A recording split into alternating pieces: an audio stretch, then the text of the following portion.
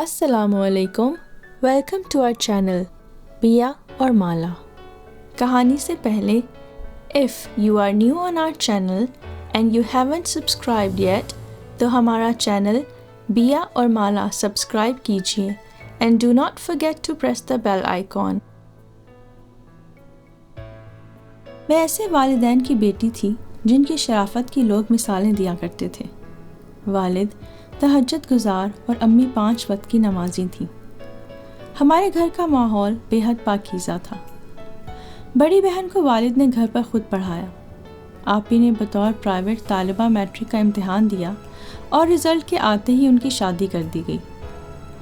بھائی اسکول جاتا تو میں اسے حسرت سے دیکھتی، جی چاہتا کہ میں بھی اسکول جاؤں۔ والد نے اجازت نہ دی، بولے تمہاری بہن کو میں نے خود پڑھایا تھا، میٹرک پاس کر لیا ہے، آگے اس کی خاوند کی مرضی کالج میں پڑھائے یا نہ پڑھائے، تمہیں شوق ہے تو مجھ سے پڑھ لو۔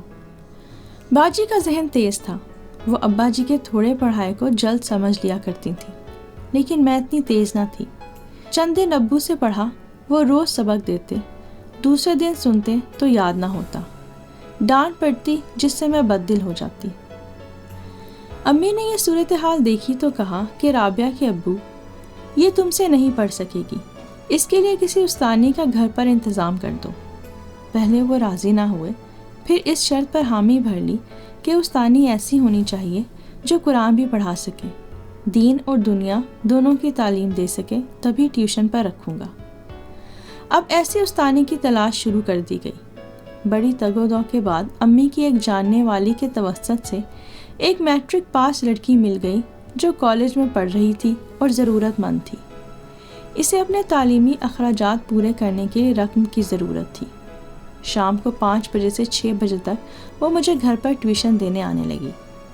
استانی مومنہ کو آئے 4 ماہ ہوئے تھے کہ ایک روز والد صاحب نے اسے لاری اڈے پر کسی لڑکے کے ساتھ کھڑے دیکھ لیا۔ وہ ڈرائیور کے پاس گئے اور پوچھا کیا تم ان دونوں کو جانتے ہو؟ ڈرائیور بولا ہاں جی کیوں نہیں، یہ اکثر یہاں آتے ہیں، لاری میں بیٹھ کر اگلے سٹاپ پر اتر جاتے ہیں، وہاں سامنے کیفے ہے، وہاں بیٹھ کر گپ شپ کرتے ہیں، چائے پیتے ہیں، اور دوسری لاری جو یہاں آ رہی ہوتی ہے اس پر سوار ہو کر واپس آ جاتے ہیں۔ چھوٹے علاقوں میں ایسے معاملات چھپتے نہیں۔ والد صاحب نے مزید تفتیش کی۔ جب ڈرائیور کے بیان کی تصدیق ہو گئی تو انہوں نے استانی مومنہ کو ہٹا دیا۔ والدہ کو بھی خوب سنائی کہ بیوقوف عورت جو ٹیچر خود مرض عشق میں گرفتار ہو میری بچی کو کیا پڑھائے گی، کسی روز اسے بھی اسی موذی مرض کی لذت سے آشنا کر دے گی۔ آئندہ اس لڑکی نے ہمارے گھر میں قدم بھی رکھا تو مجھ سے برا کوئی نہ ہوگا۔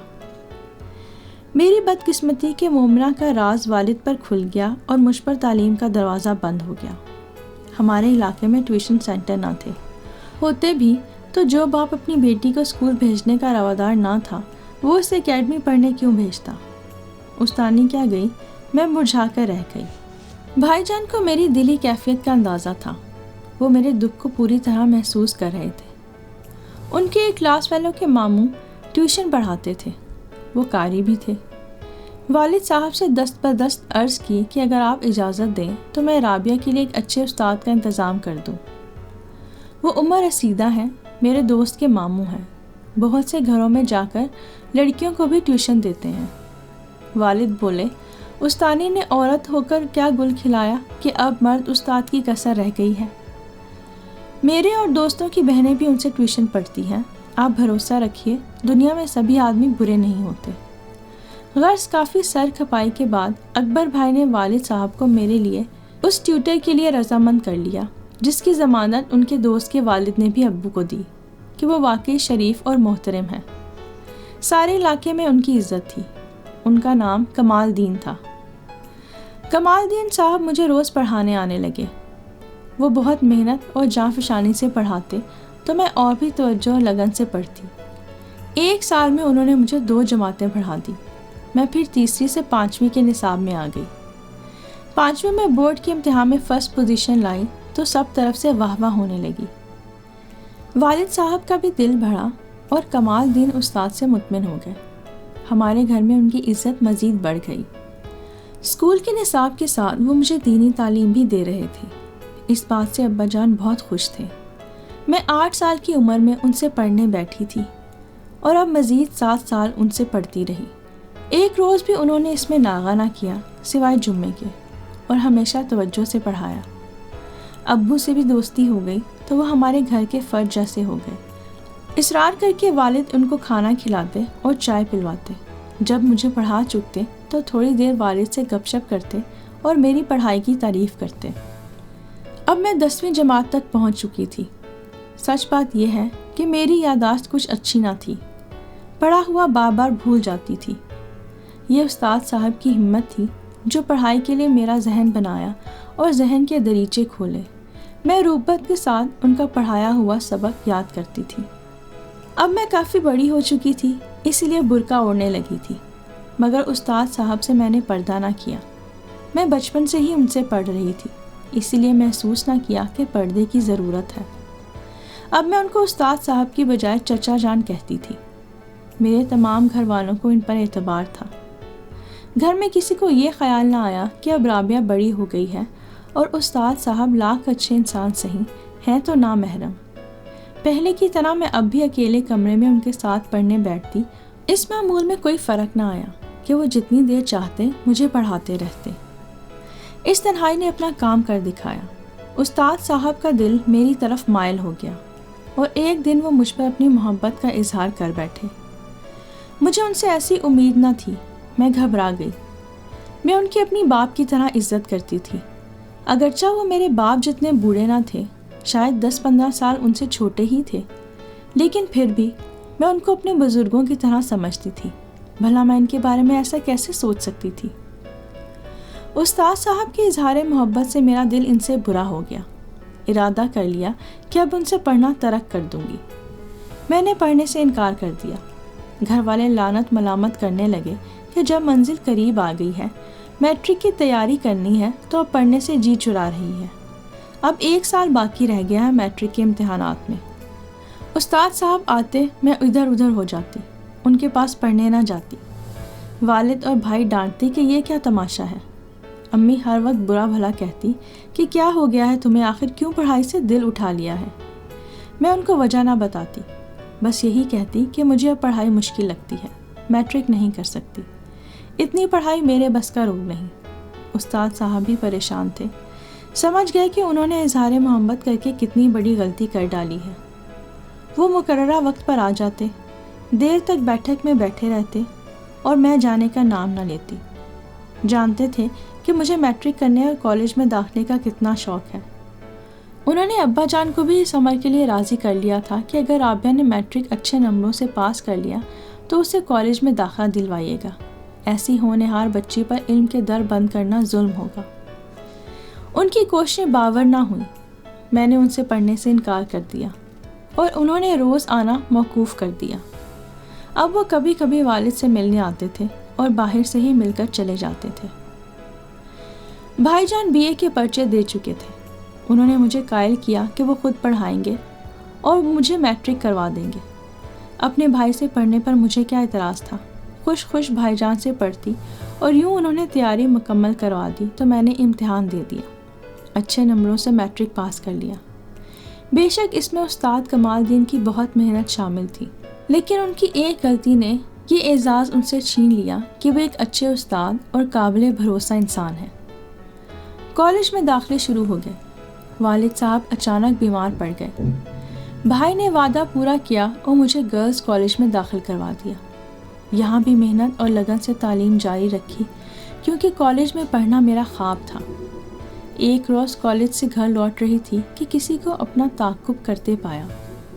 مڑ کر دیکھا تو حیرت زدہ رہ گئی۔ یہ میرے وہی استاد محترم تھے جنہوں نے تقریباً 8 سال مجھے پڑھایا تھا اور آخر میں اپنے کیے کرائے پر پانی پھیر دیا تھا۔ انہیں دیکھ کر کچھ دیر کو وحشت زدہ تو ہوئی، پھر اعتماد بحال کر لیا اور بغیر پیچھے دیکھے اپنی راہ چلتی رہی، یہاں تک کہ بخیر و عافیت گھر پہنچ گئی۔ مجھے نہیں معلوم کب تک استاد کمال الدین میرے پیچھے آئے اور کب راہ مڑ گئے۔ ہفتے بعد پھر یہی واقعہ ہوا، اس بار بھی نظر انداز کیا۔ بازار میں ان کو تماشا بنانا نہ چاہتی تھی اور نہ ہی خود تماشا بننا چاہتی تھی۔ ان کا احسان بھی یاد تھا کہ مجھ کن ذہن پر انہوں نے کتنی محنت کی تھی، جب میں چھوٹی سی تھی اور بار بار پڑھا ہوا سبق بھول جاتی تھی۔ تیسری بار ان کے تعاقب کو نظر انداز نہ کر سکی، اور جب وہ میرا تعاقب کرتے ہوئے قریب آئے تو میں رک گئی اور مڑ کر ان سے مخاطب ہو گئی کہ استاد صاحب کیا بات ہے، کیا کوئی مسئلہ ہے جو آپ یوں میرا پیچھا کر رہے ہیں؟ وہ اچانک گھبرا گئے، پھر بولے، میں بہت شرمندہ ہوں رابعہ، اور تم سے معافی مانگنا چاہتا ہوں۔ جس روز میں نے وہ غلطی کی اس دن سے جان سولی پر ٹنگی ہے، جیتا ہوں اور نہ مرتا ہوں۔